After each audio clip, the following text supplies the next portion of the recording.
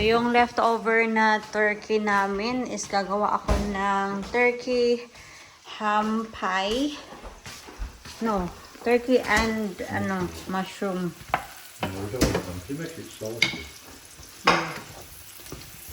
So, ito yung hapunan namin mga palangga. So, ito na yung turkey. So, kasi marami pa kasi tayong leftover na turkey. Sayang naman kung itapon. Kaya, gawa natin ng another dish. Marami pang natira sa turkey. Nandoon pa sa fridge. Gawin daw yung sandwich ni Jen.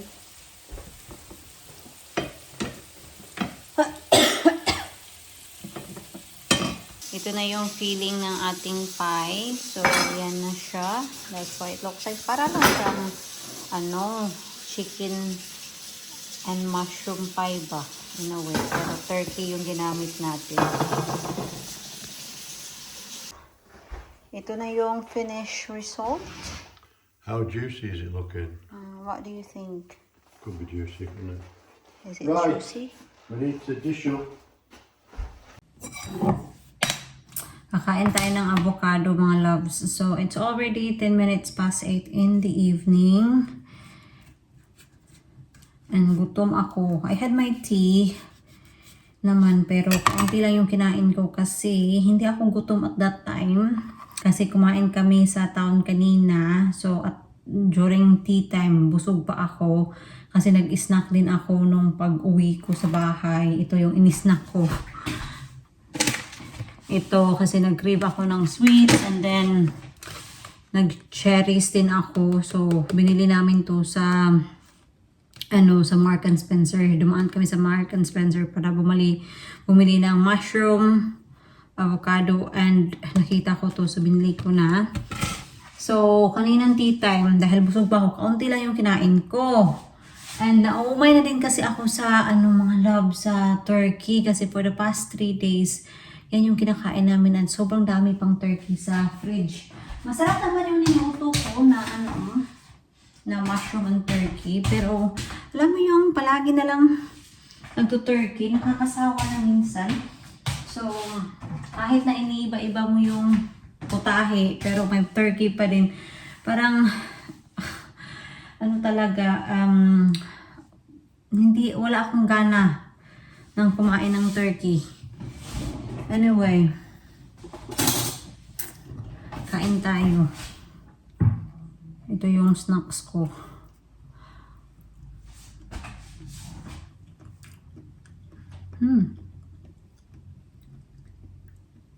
Di ba sa atin, pag kumakain tayo ng avocado, nilalagyan natin ng condensed milk, ng sugar. As much as na gusto ko yung gawin mga loves, I don't want to kasi very unhealthy. And for the last few days or weeks, palagi na lang akong kumakain ng matamis.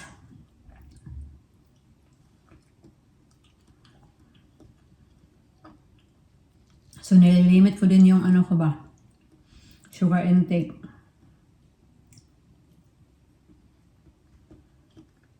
Anyway, wala na namang ganap mga palangga. Meron akong trabaho for the next 3 days. So, I don't know if I will be able to vlog in between. But I will try. So, meron akong trabaho sa New Year's Eve. So, uutusan natin si Jen na maghanap ng pork belly. Para lutuin natin yung pork belly sa pinaka New Year's Day na. Hello!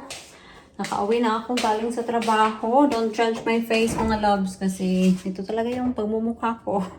Medyo panda eyes pa nga kasi hindi masyadong nabura yung mascara.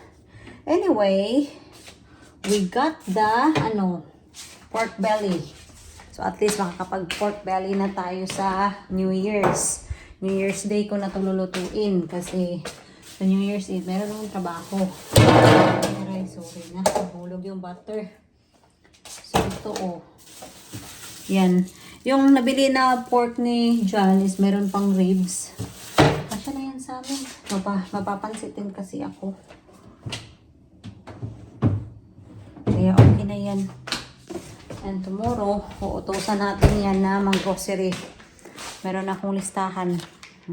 Di ba? Yeah.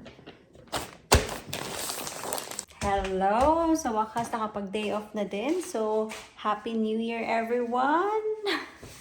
Anyway, si Jen dito, he's busy cutting the pork belly. Oh, are you cutting that way? Yeah. Alright. I'll use the best word. So, yung pork belly na nabili namin, meron siyang ribs. Not too bad. Coming up. Okay. Yeah?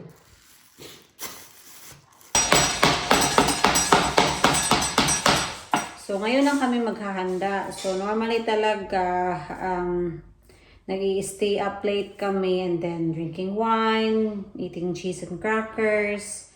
Pero, of course, kagabi, kagagaling ko sa trabaho, I cannot drink wine, I cannot eat some of the cheeses kasi bawal sa akin. And sobrang pagod din ako kasi for the last 3 days, I am at work. Kaya, sabi ko na lang kay Jen, matulog tayo.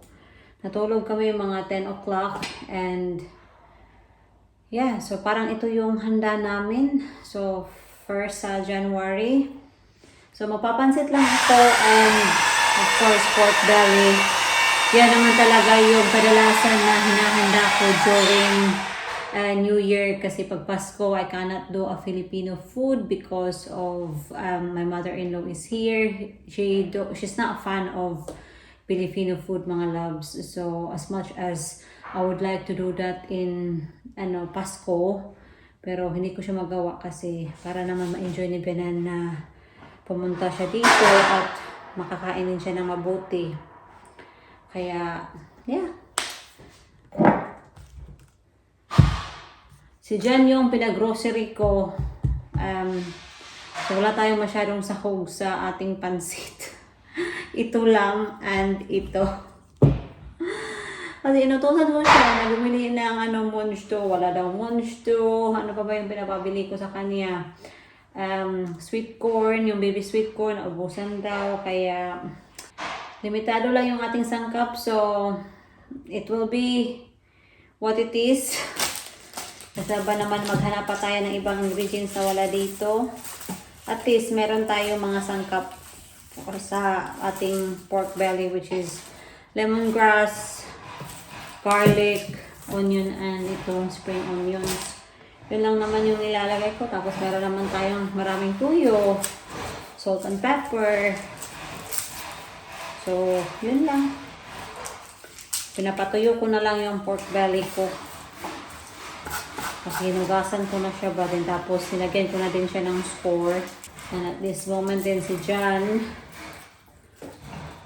nagkakat ata siya ng skirting board, mga loves, para sa front room.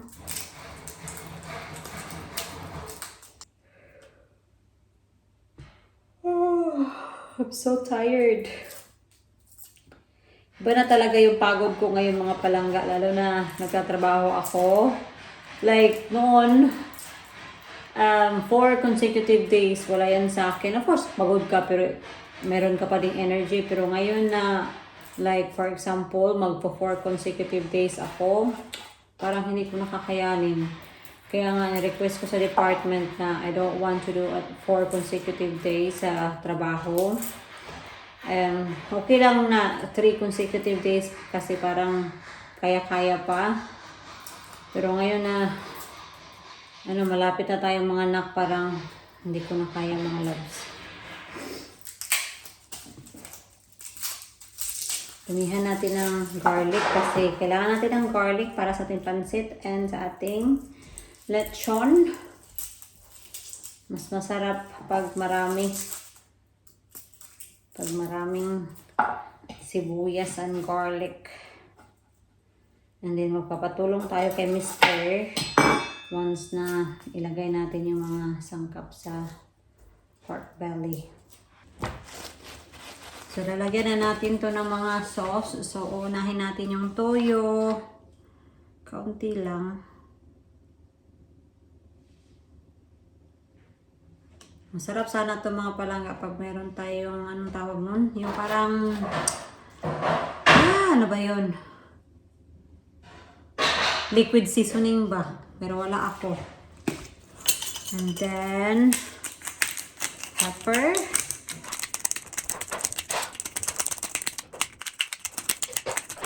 And asin.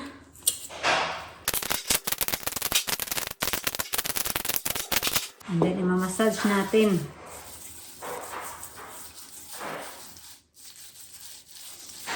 And then, lalagyan na natin yung ating mga dahon-dahon.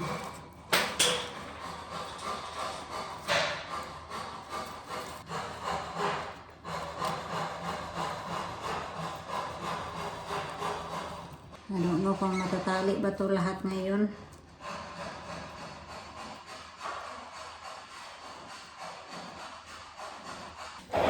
Ganituhin natin to. Yan.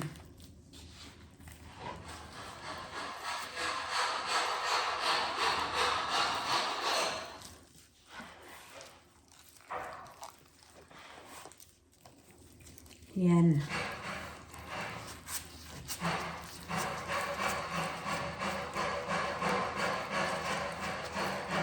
So, patulong lang tayo kay Mr. sa pagtali nito.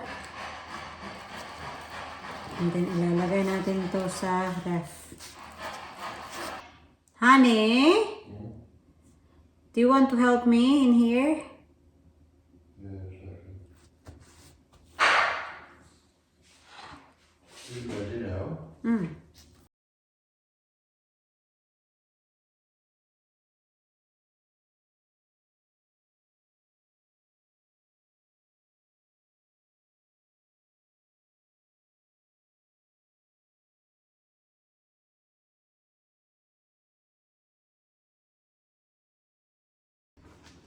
Tingnan natin si Mr. dito. So, ito yung mga kinat niya, mga loves na hindi ito. Ito na, nakalagay na, oh. Yan. Meron ng skirting board.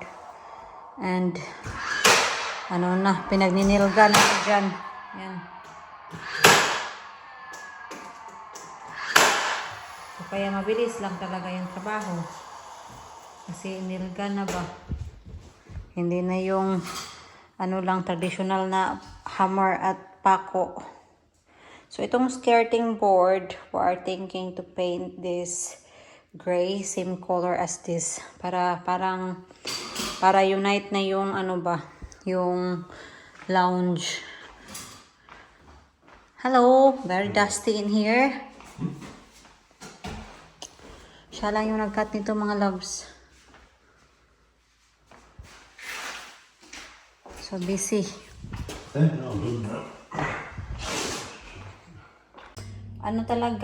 Nagplansya lang ako tapos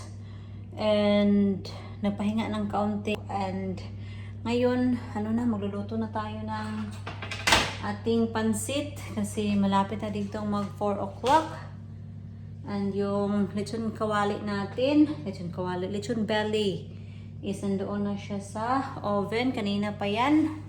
Nakapag-picture na din kami sa aming New Year photo ni Mr. So, yeah.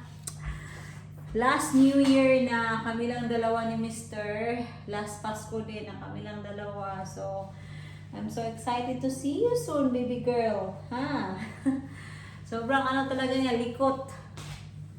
Napapansin ko sa kanya pag umiinom ako ng hot chocolate, as in, it will make her active. Ito na yung pansit natin. Sobrang minimal lang talaga ng ingredients sa ating pansit. Kasi si Jan yung grocery ko. Ay nako, may mga nakakalimutan pa. Kahit nanilista ko pa. Kaya, yan. Sobrang simple lang talaga. Wala nga tong karne kasi wala akong pangsalat. So, yeah. Masarap na naman. Ito na yung pork belly natin. So, crunchy na din. Yan o. Honey!